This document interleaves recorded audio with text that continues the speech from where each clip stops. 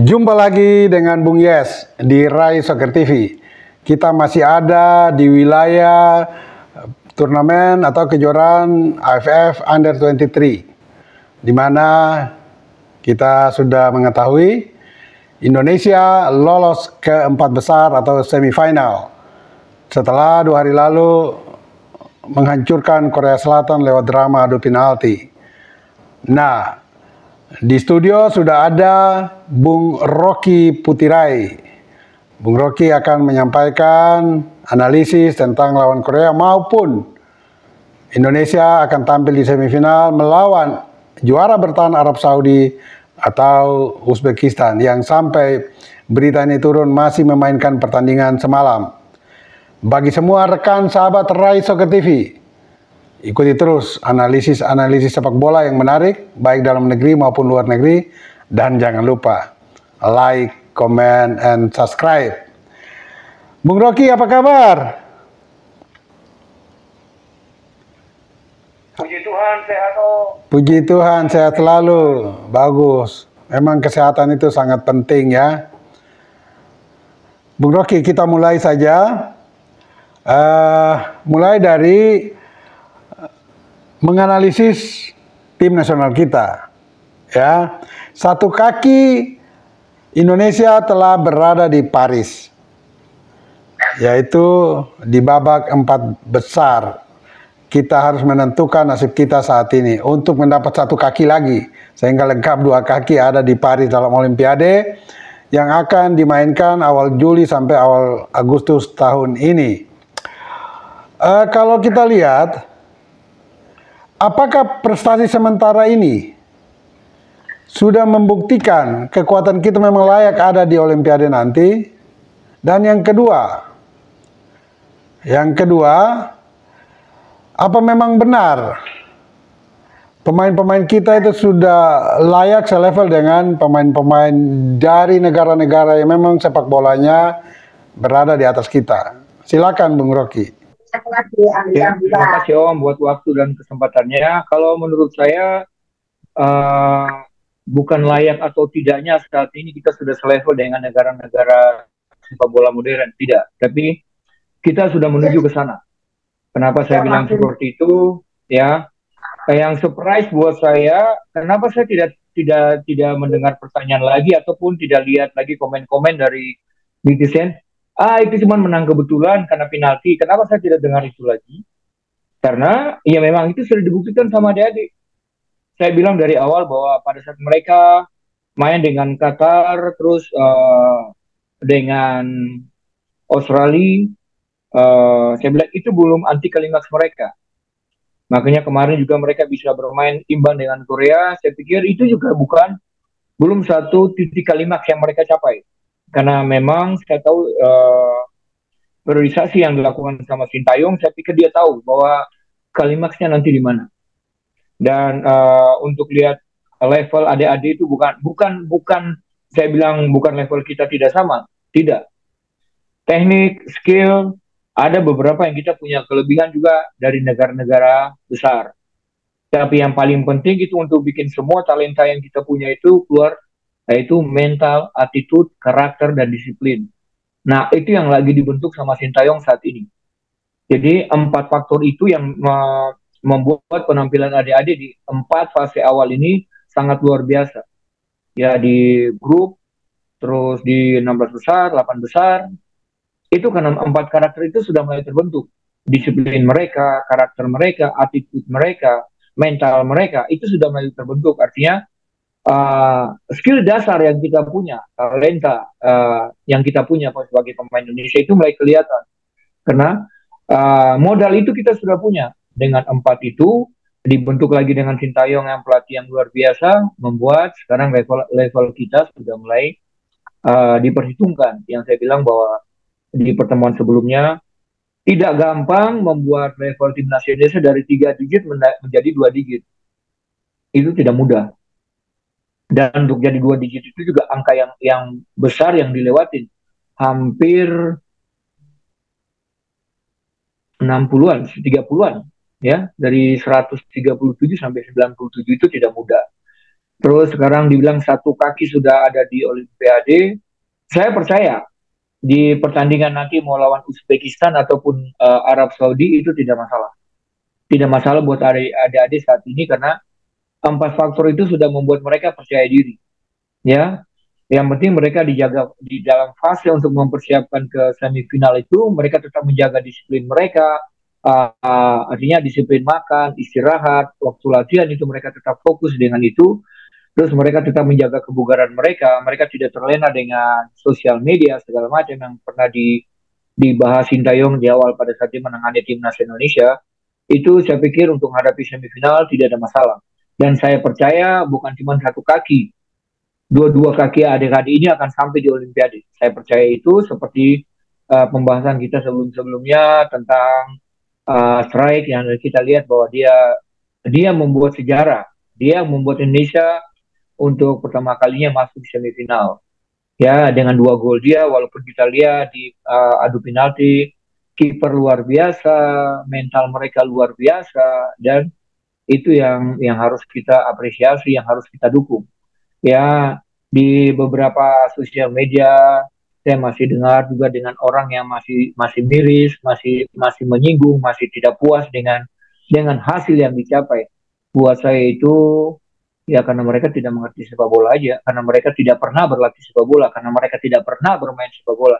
Mereka tidak tahu jerih payah bagaimana untuk mencapai satu prestasi itu perjuangan yang luar biasa dan sudah dibuktikan dengan penampilan yang luar biasa dari adik-adik itu yang harusnya kita dukung. Apapun hasil yang mereka dapat itu harusnya kita dukung. Dengan dukungan dari kita sebagai pencinta sepak bola itu membuat satu moral, membuat satu motivasi buat mereka untuk selalu siap apapun hasilnya mereka selalu saya punya pendukung di belakang, saya punya pencinta di belakang. Itu yang akan membuat mereka bermain maksimal. Dan hasil itu yang harus kita tunggu nanti di semifinal. Dan untuk level saya pikir kita tidak perlu lagi bicara. Orang sudah bisa menilai bahwa level adik-adik ini kita sampai di mana. Level timnas kita sudah sampai di mana. Kita tidak perlu membandingkan lagi kita dengan negara mana, tapi yang saya bilang kemarin bahwa pada saat lawan Korea, Sintayong tidak mikir Korea. Tapi saya tahu Korea yang sudah mulai mikir Sintayong dengan timnya yang sudah terbentuk. Dan artinya terbukti bahwa mereka bermain maksimal, mereka keluar all out, dan di sisa pertandingan adu penalti saya bilang itu mental mereka yang dibentuk sama Sintayong, mental yang luar biasa, yang dimana saya pikir kita misalnya saya pernah juga bilang kita kilas balik dari saya mulai jadi penonton sampai saya jadi pemain nasional sampai saya pensiun, belum ada pelatih yang pada saat timnas bermain di luar negeri, uji coba di luar negeri bisa menang. Itu cuma Sintayong sama Luis Milla. Dan bagaimana membentuk karakter, mindset, pemahaman bermain itu cuma 2 pelatih itu. Yang dimana saat ini kita tinggal menuai hasil. Yang saya juga pernah bilang bahwa sekarang Sintayong sampai 2027. Ya udah ke depannya kita cuma tinggal tuai hasil. Asal tidak ada orang yang memutarbalikkan faktanya, membuat dari pihak federasi, dari ketua umum sampai jajarannya itu punya kuping tipis yang membuat semua itu jadi kacau. Karena ke depan kita cuma tinggal tunggu hasil, gitu Om. Bung Rocky, 68 tahun penantian sejak 1956 di Melbourne, Australia, di mana kita tampil untuk pertama kali di Olimpiade, dan kali ini memang peluang emas kita untuk kedua kali tampil di Olimpiade di Paris pada awal Juli sampai awal Agustus tahun ini, berarti tinggal 2 bulan lagi. Tadi Bung Rocky katakan ada 4 faktor yang ikut menentukan, terutama faktor non tenis ya, yaitu mental, disiplin, karakter, dan attitude.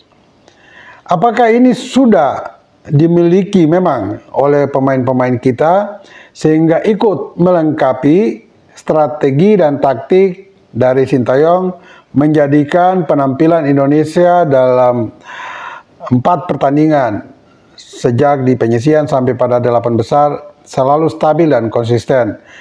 Apakah demikian 4 faktor itu sangat dominan? Silakan Bung. Saya tidak tahu pendapat orang lain, tapi menurut saya itu sangat penting karena saya sebagai pelaku.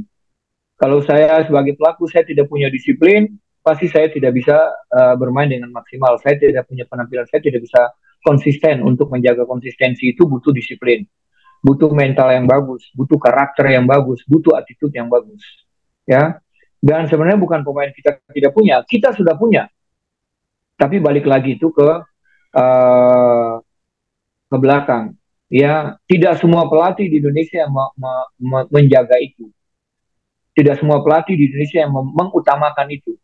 Kita lihat di awal-awal penanganan Sintayong dengan timnas Indonesia, berapa banyak pemain bintang kita yang dipulangin, dan berapa banyak sorotan, berapa banyak kritikan yang dia dapat dengan pemain-pemain hebat yang menurut mereka hebat dipulangin karena non disiplin, pulang malam, latihan tidak tepat waktu, ya.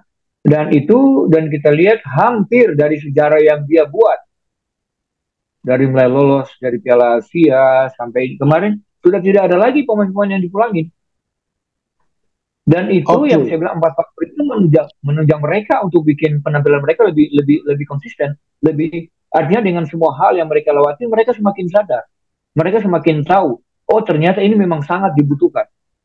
Karena kalau mereka tidak disiplin, mereka tidak punya karakter yang benar, mereka tidak punya mental yang kuat, mereka tidak punya attitude yang benar, pasti kita tidak mungkin sampai ke semifinal. Pasti mereka sudah kelayaban, pasti mereka sudah main terlena dengan sosial media, semua, karena itu semua ditegaskan dengan sama Sintayong, ada garis-garisnya, membuat tim ini tetap stabil penampilannya, begitu. Dan saya percaya 4 faktor itu sangat mendukung di suksesnya tim sampai di semifinal. Baik. Memang selama ini ya, sebelum hadirnya Sintayong di tahun 2019 lalu, khusus untuk tim senior, mental pemain kita, disiplin memang sangat diragukan. Dan itu terlihat ketika mereka tampil dalam pertandingan resmi. Outdoor, daya tahan di permainan 90 menit, hanya mereka bisa tunjukkan di 20-30 menit awal dengan permainan yang stabil. Setelah itu drop kondisi fisiknya.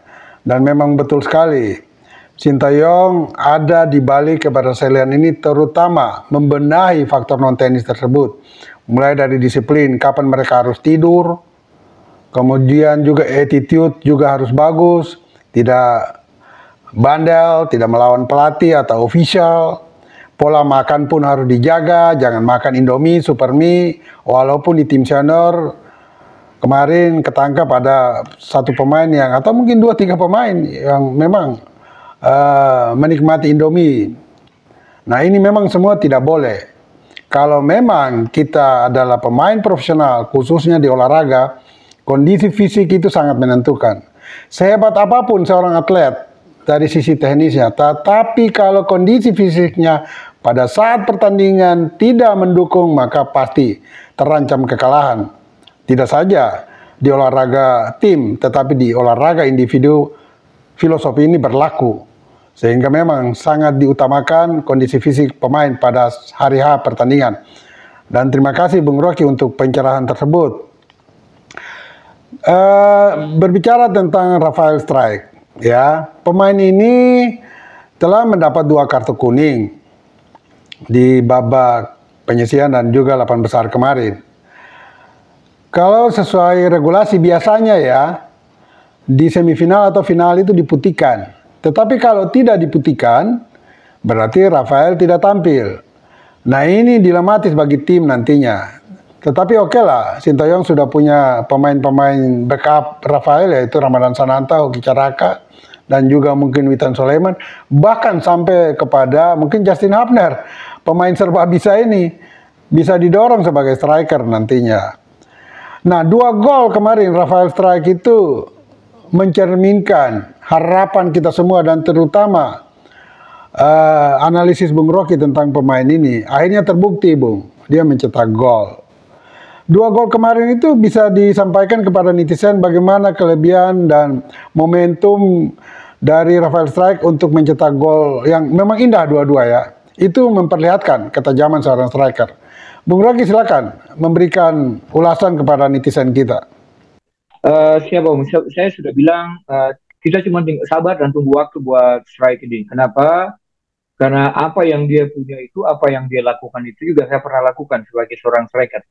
Ya, fight, Dia kuat dengan 1 lawan 1. Dia dipukul seperti apapun dia tetap masuk. Ya bandel. Ya memang saya bilang bahwa karena memang di awal-awal itu semua dia fokus untuk bekerja bagaimana membantu tim. Ya mungkin pada saat di pertandingan semi 8 besar kemarin itu uh, buah kesabaran yang dia punya berhasil. Ya, iya kita lihat momen-momen yang dia ciptakan. Saya percaya karena ya kita waktu kita 16 besar yang kita menang 1-0 juga penalti. Itu naluri yang luar biasa yang ditunjukkan. Artinya dia berani penetrasi dengan dua orang back yang tutup dia dengan skill yang luar biasa, dengan keputusan yang luar biasa, dengan ketenangan yang luar biasa, dia berani masuk. Ya, dan dia dapat penalti. Itu saya percaya dan itu memang 2 gol yang dia ciptakan itu bukan, saya bilang itu bukan kebetulan. Bukan kebetulan tidak, karena itu hasil kerja keras. Artinya saya tahu itu bahwa semua orang berdoa, semua orang juga berusaha.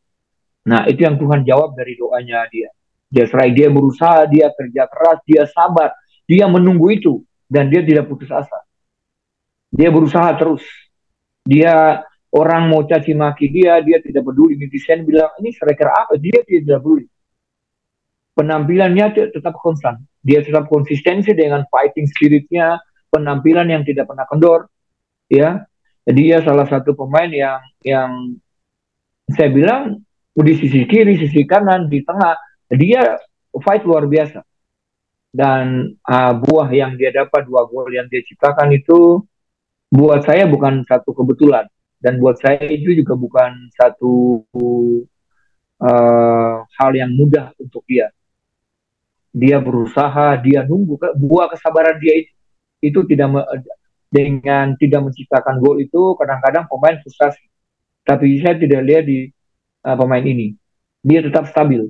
Penampilan tetap stabil. Itu makanya saya bilang bahwa poin pertama Sintayong tetap milih dia karena penampilan dia tidak pernah menurun. Dia tidak pernah berubah.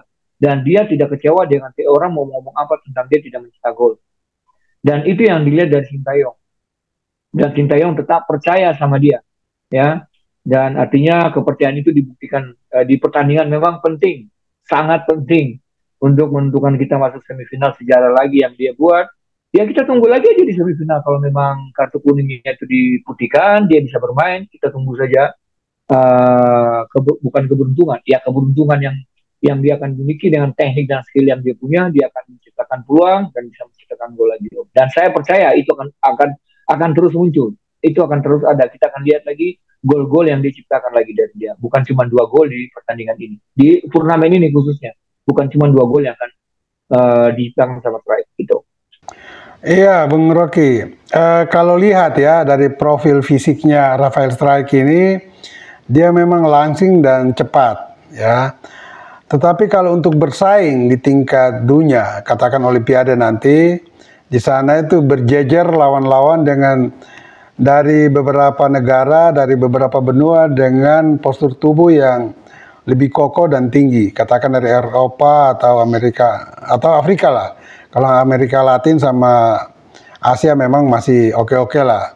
Nah, misalnya kita lihat di tim-tim nasional atau klub juga banyak pemain atau penyerang tengah yang langsing. Katakan pernah ada Bebeto dari Brasil, ada Inzaghi dari Italia, pemain-pemain kecil langsing tetapi punya naluri mematikan. Ya termasuk Bung Rocky juga di kotak penalti. Bolehkah atau haruskah PSSI nanti menambah seorang striker, ya katakan mungkin dari pemain keturunan atau istilah yang populer saat ini naturalisasi, untuk menambah daya dobrak di tim kita ketika kita berhasil tembus Olimpiade Paris. Karena di sana lawan-lawan itu dari Eropa yang secara postur tubuh memang lebih besar. Juga dari Afrika, tidak saja besar tapi kokoh. Nah ini menurut saya ya, bagi Rafael nanti dia akan sulit untuk bisa mengobrak-abrik pertahanan lawan karena kondisi fisiknya itu yang mungkin kurang mendukung secara teknis ya, tetapi mungkin dia bisa menutup dengan kecepatan dan kemauannya dia. pertanyaannya, Bung Rocky setuju nggak PSSI perlu menambah satu pemain atau dua pemain penyerang tengah, misalnya saja pemain keturunan? Silakan, Bung. Siap Om. Saya lihat memang benar. Memang benar, setelah kita masuk ke level yang lebih tinggi itu tantangan pasti lebih besar. Tantangan pasti lebih berat. Semua orang bicara seperti itu. Tapi saya percaya tantangan itu sudah dilewati oleh Sintayong. Mental itu sudah dipunyai Sintayong. Karakter itu sudah dipunyai Sintayong. Dan dia akan tahu untuk menyiapin pemain-pemainnya seperti apa, dia pasti sudah siap. Dan kebutuhan pemain seperti apa juga dia sudah siap. Kita juga lihat bahwa masih beredar juga Sintayong masih mencari pemain ya. Masalah tambah atau tidaknya pemain itu saya tidak bisa ikut campur Om. Itu semua keputusan ada di Sintayong. Tapi misalkan tim ini juga tetap tanpa harus ditambah pemain, saya juga percaya Sintayong sudah pasti punya ramuan khusus untuk bisa bikin mereka tetap stabil di sana. Mental yang dia siapin buat mereka, pasti mereka siap di sana. Dan seperti yang saya bilang bahwa pertandingan di Olimpiade juga belum mulai. Ya, persiapan juga masih ada waktu 2-3 bulan. Yang saya pernah bilang dari awal itu, yang paling saya takutin itu kejenuhan. Karena kita lihat dari beberapa pemain, hampir semua pemain kunci yang ada di timnas senior maupun timnas U23 ini, itu semua pemain yang bakal abis ini mereka akan Juni juga akan bermain di penyisian Piala Dunia itu kualifikasi. Ya, kejenuhan itu yang saya takutin. Kalau artinya saya bilang bahwa kalau Sintayong tahu meramu itu dan bisa membuat pemahaman dan pemain itu menjadi sadar bahwa betapa butuhnya semua pertandingan yang akan kita hadapi di depan, betapa pentingnya itu, dan pemain itu bisa sadar, saya pikir kejenuhan itu tidak ada masalah dan tim ini tidak akan masalah untuk berlaga di Olimpiade. Ya, memang kita belum tahu lawan-lawan seperti apa, tapi untuk di penyisian grup juga saya pikir tidak ada masalah dengan kemampuan yang sudah ada saat ini. Tinggal bagaimana mereka memperbaiki kekurangan-kekurangannya yang saya bilang tadi, bahwa 4 faktor itu yang paling penting. Mental mereka harus mereka jaga, disiplin mereka harus tetap jaga, attitude mereka harus jaga, karakter. Nah, itu karakter itu yang sangat penting pada saat instruksi semua yang dikasih sama pelatih. Nah, sekarang kita lihat karakter tim kita sudah terbentuk kok. Sekarang kita lihat semua di sosial media, mau di TikTok maupun segala macam. Timnas Indonesia seperti kita nonton Liga Eropa. Gol-gol timnas Indonesia seperti gol-gol Eropa. Kita sudah lihat bahwa bobot kualitas passing tim ini sudah sangat luar biasa, apalagi kita nonton cuplikan-cuplikan golnya, ya. Nah, itu yang saya bilang, karakter ini sudah terbentuk. Tinggal mereka menjaga, memantapkan, menjaga itu semakin mantap karakter itu, mental itu tetap dijaga, karakter ini akan semakin kuat untuk berlaga di Olimpiade, dan saya tidak khawatir. Yang saya khawatir itu cuman, yang saya bilang, selalu saya bilang, kita menang saja masih dikritik, apalagi kalah. Nah, sebenarnya itu yang harus kita rubah dari mindset semua netizen. Ya, terutama semua narasumber yang ada di podcast-podcast yang selalu menyudutkan. Ya, artinya yang harus kita angkat saat ini bagaimana membuat karakter, membentuk mental, opini-opini yang membuat positif, selalu positif ke pemain dan tim, terutama tim pelatih dan tim manajemen yang ada di situ. Selalu mendukung, selalu mensupport. Nah, itu yang akan membuat mereka siap. Kenapa? Karena saya pelaku. Jadi pada saat memang tanpa disadari, apapun yang berita-berita negatif yang kita munculkan di sosial media, itu tanpa disadari itu akan mempengaruhi pemain. Dan bersyukur banyak pemain naturalisasi, jadi mereka tidak begitu mengerti benar dengan bahasa Indonesia, mereka belum fasih dengan bahasa Indonesia, jadi mungkin mereka tidak terpengaruh dengan ada beberapa komentator-komentator yang masih miris, masih meragukan, masih menyudutkan, yang masih belum layak, inilah itu yang artinya yang harus kita singkirkan saat ini. Artinya komen-komen positif yang harus kita support saat ini, karena dua yang Om bilang tadi sebelum kita ada 3 pertandingan penting, artinya semifinal dan final, itu 2. Tapi kalau macam kita unlucky, kita akan harus menghadapi 3 pertandingan lagi untuk membuat 2 kaki. Nah, untuk membuat pertandingan itu cuma jadi 2 kali, pemain ini butuh support. Pemain ini butuh mental yang semua totalitas dari bangsa ini ya, pencinta sepak bola untuk support. Bahwa mereka tahu apapun hasilnya, kita tetap bangga dengan mereka. Dengan hasil yang mereka capai. Kita bersyukur untuk itu dan itu membuat mereka semakin kuat. Dan itu juga saya pikir, saya bilang tadi bahwa Sintayong sudah siap dengan segala macam cara itu karena dia sudah pernah lewatin fase itu di Korea sana. Dan bukan cuma di Korea, tapi di semua tim yang dia pegang juga dia sudah lewat fase itu. Jadi mental untuk membuat pemain seperti itu dia sudah tahu bagaimana caranya. Dan saya percaya Sintayong tidak akan tutup mata pada saat kita sudah sampai ke dua kaki kita masuk ke Paris. Saya tahu dia akan bikin apa. Saya percaya tim itu juga akan sukses. Gitu. Oke, kejenuhan bisa berbuntut pada anti klimaks pertandingan atau permainan sebuah tim. Dan kita lihat bahwa tim senior akan melakoni juga pra-kualifikasi Piala Dunia di bulan Juni. Ya, hitungan minggu untuk masuk ke Juli di Olimpiade, di mana kita masih melakoni 2 pertandingan melawan Irak dan Filipina. Nah, ini memang antisipasi yang diingatkan oleh Bung Rocky terhadap pelatih, ofisial, dan pemain. Terutama pemain-pemain yang terlibat sekarang di Under 23 ini, karena mereka juga main di senior, sehingga hati-hati jangan sampai mereka mengalami kejenuhan, karena itu akan bisa berbuntut pada anti klimaks penampilan mereka di tim. Tapi kita semua berharap Sintayong sudah punya cara untuk meredam adanya kejenuhan atau anti klimaks dalam timnya. Bung Rocky, kita mundur dikit. Kemenangan atas Korea Selatan itu ada juga yang menyuarakan bahwa ada faktor luck ikut menaungi kita sehingga kita lolos dari hadangan Korea Selatan. Alasannya ya, dengan 10 pemain Korea Selatan bisa mencetak gol. Ya. Kemudian dengan 1 kartu merah kita tidak bisa menambah gol ke gawang Korea Selatan di 120 menit. Kemudian ada juga penalti yang dilayangkan oleh Justin Hubner melebar, tetapi beruntung wasit atau wasit VAR melihat ada pelanggaran dilakukan kiper Korea sehingga dilakukan tendangan ulang dan Hubner untuk kedua kali mengeksekusi dengan sempurna. Apakah memang kemenangan itu ada juga faktor luck yang ikut mendukung keberhasilan kita mengatasi Korea malam itu? Silakan, Bung. Saya bisa dibilang lucu juga gitu Om ya, karena saya pernah bilang bahwa dalam kehidupan itu tidak ada keberuntungan, itu juga tidak bukan hidup. Karena tanpa keberuntungan itu orang pasti akan berusaha dengan setengah kerja keras. Ya. Kalau mereka semua bilang keberuntungan, saya juga setuju.